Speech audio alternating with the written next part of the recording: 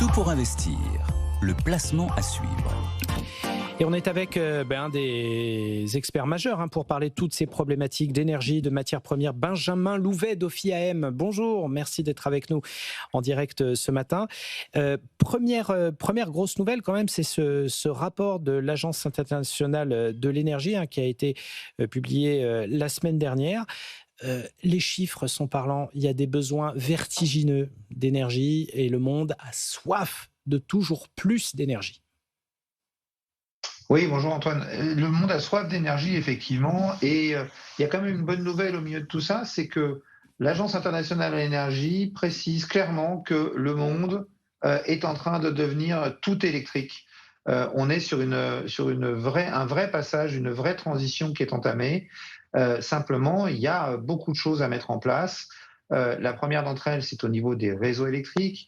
L'Agence internationale de l'énergie souligne qu'aujourd'hui, il y a 2800 gigawatts de solaire qui ont été installés et qui attendent d'être raccordés au réseau parce que le réseau n'est pas en mesure de les accepter aujourd'hui, ce qui veut dire quand même que nous avons aujourd'hui près de 4 ans d'installation qui sont en attente d'être raccordés. Le deuxième problème majeur qui est signalé, c'est le fait que nous avons aujourd'hui besoin de métaux pour l'ensemble des nouvelles sources d'énergie sur lesquelles on est en train d'essayer de se positionner, énergie renouvelable, énergie nucléaire, hydrogène, et tout ça nécessite beaucoup de métaux et qu'aujourd'hui, l'Agence internationale de l'énergie souligne que sur 19 des 20 métaux indispensables pour ces technologies bas carbone, mais aussi pour la défense, mais aussi pour l'aérospatiale, aussi pour la voiture électrique, eh bien, la Chine est ultra dominante avec un taux moyen de raffinage de ces 19 métaux égal à 70% de la capacité mondiale. Donc, on a une vraie dépendance à la Chine.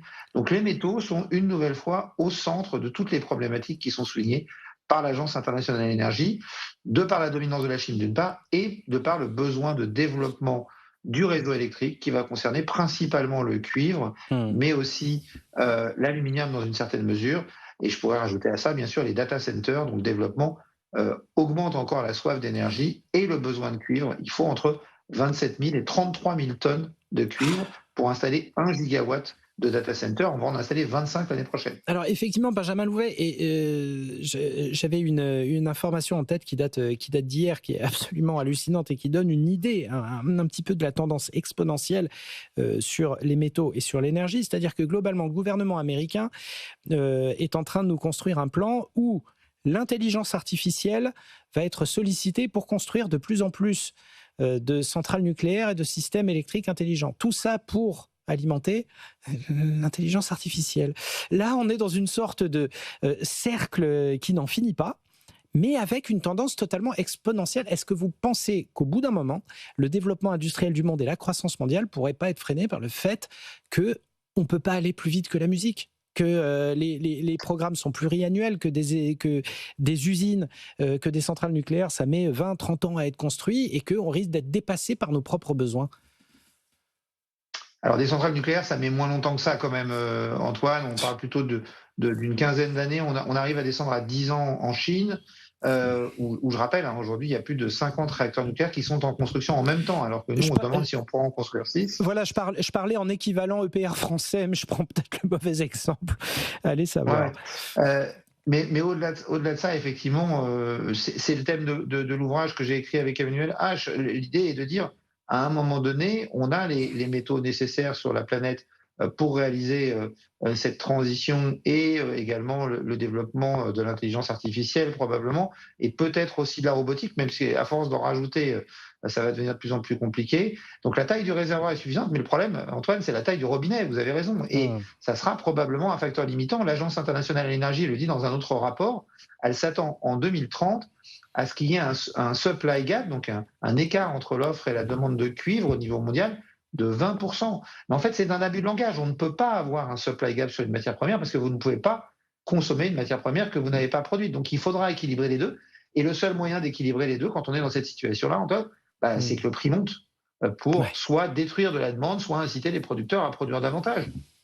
Oui, alors il y a quand même un phénomène curieux. Alors, c'est vrai qu'on en a déjà parlé à cette antenne, mais comment se fait-il que pour l'instant, est-ce que c'est justement à cause de ce stress de l'offre et de la demande que les grands groupes, je pense à tout un tas de groupes industriels cotés en bourse, mais qui sont spécialistes du cuivre, spécialistes des minerais, ben n'en profitent pas un peu plus? Bah, le problème de ces grands groupes, Antoine, c'est que dans un premier temps, il va falloir qu'ils fassent des investissements. Hmm. Et donc, si à moyen terme, cette situation-là est plutôt très positive pour eux, sur le court terme, eh bien, ça veut dire moins de capacité à rendre de l'argent aux actionnaires. Et puis, l'argent des investisseurs est toujours guidé par là où le rendement est potentiellement le plus important et le plus rapide. Le problème de la mine, c'est que c'est un problème du temps long. C'est une industrie également qui peut rencontrer beaucoup de difficultés. Et donc, aujourd'hui, les flux d'investissement, ils préfèrent s'orienter vers d'autres secteurs que ces flux, que ces secteurs miniers. Et donc, le flux d'investissement est relativement limité. C'est un vrai sujet. Ouais, effectivement. Peut-être un point aussi pour terminer sur les matières premières précieuses.